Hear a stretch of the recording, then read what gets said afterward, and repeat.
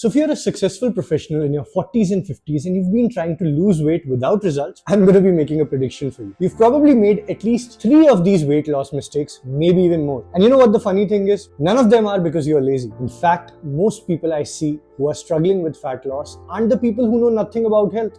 In fact, there are people who know a lot. They know that sugar isn't great. They know that they should exercise. They know protein is important. They know vegetables are healthy. And they know that they should be sleeping more. They've probably watched 500 plus YouTube videos on fat loss for men above 40. But nothing works. Because yet the belly is still there. So today I'm going to be giving you 7 reasons why Indian professionals struggle to lose weight even when they genuinely believe that they are doing everything right. Number 7 is probably the biggest one. Mistake number 1. You're trying to eat perfectly from Monday to Friday, which is incredibly common. Monday morning, bas, bahut ho gaya. Oats, egg white, salad, no sugar, no carbs, 10,000 steps bhi chalunga, and you train heavily as well. Tuesday the same thing, Wednesday the same thing. Until Thursday, you're pretty disciplined. And then Friday night arrives. Somebody tells you, let's go out for dinner. But suddenly, your diet then disappears. 2 drinks, starters, main course, dessert, and all gone for a toss. Then Saturday morning, you're like, chalo yaar, weekend hai. And then Sunday is also a free pass for all. Then Monday morning, you wonder, why am I not losing weight? Here's the problem.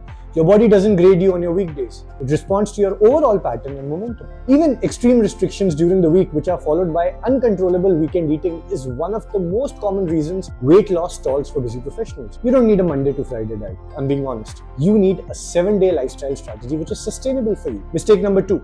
You're confusing healthy food with unlimited food. This one is gonna hurt, but it's true. Avocado can be healthy, nuts can be healthy, olive oil can be healthy, paneer can be healthy, peanut butter can be healthy, but healthy doesn't mean that you can eat copious amounts of any food. If you're trying to lose body fat, your portions still matter.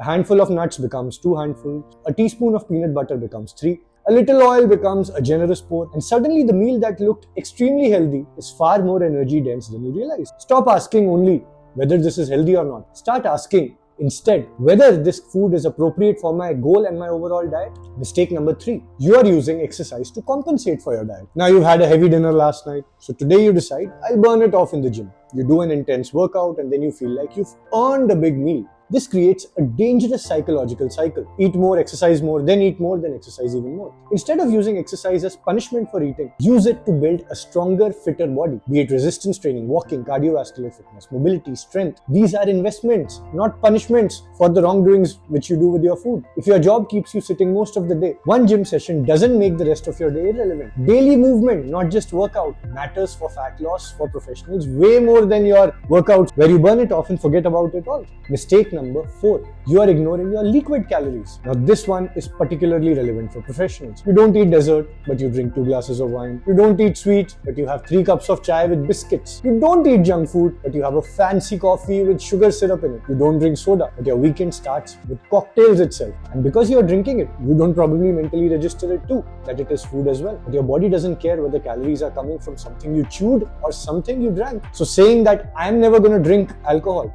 that's not realistic for most people that we are talking about. I'm saying know what you are consuming and build it into your strategy so that your plan accounts for your real social life instead of going against it. That is what makes a sustainable fat loss transformation more practical for busy professionals. Mistake number 5.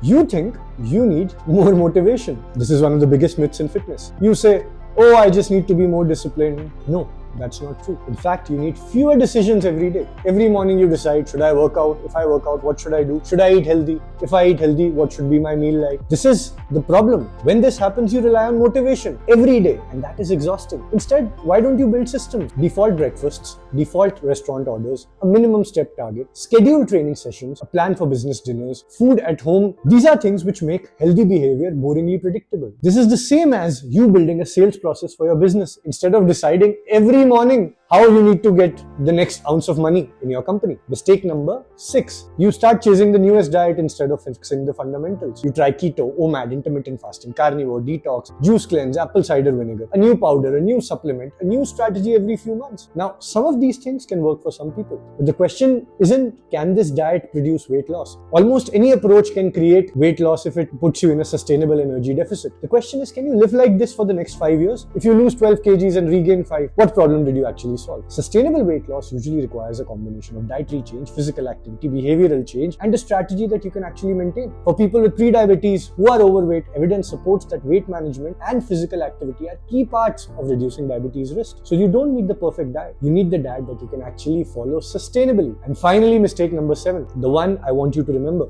You are trying to solve a lifestyle problem with a diet chart. Now, if you're a 45-year-old entrepreneur, doctor, CA, or a senior executive, you need to know that you have meetings, travel, clients, family responsibilities, you eat at restaurants, you have weddings, stressful weeks, sometimes even 14-hour work days. And if somebody comes and gives you a diet chart which says 8 a.m. breakfast, 11 a.m. snack, 1 p.m. lunch, 4 p.m. snack, 7:30 p.m. dinner, and you have to follow it perfectly every day, it's catastrophic. What happens when you're flying to Delhi for a business meeting? What happens when you have annual day at your child's school? When you're stuck at meetings at 10 p.m. at night during Diwali, or even traveling for 2 weeks for a family vacation? These things the diet chart doesn't know. That's why you eventually stop following it. Not because you're weak, because the system wasn't designed for your life. This is the real difference between knowing what to do and being able to implement it for corporate professional weight loss. And that is exactly where personalized coaching becomes very, very valuable. Now, we worked with professionals who had already tried gyms, diets, walking, intermittent fasting, different trainers, and I knew that they weren't lacking information. In fact, they were lacking a system that connected all of these pieces together: nutrition, training, daily movement, sleep, social eating, travel, and accountability. One of our clients, Prashant, who had a massive belly, the goal wasn't just to make him lighter. After 40, he had increased his visceral fat and developed a high HbA1c, and his cholesterol levels and thyroid levels were also disrupted. So we needed to work on significantly reducing his body fat while all of these markers, metabolic markers, came in the right range, and then abdominal definition and abs were a byproduct. Now, for another client who was dealing with elevated cholesterol, we needed to make sure that his body composition and his lifestyle improved so that as a byproduct, the cholesterol moved back to normal range. We've also worked with clients with fatty liver concerns and significant excess weight. The point is that ASF isn't just some magic protocol. The point is that intervention has to be done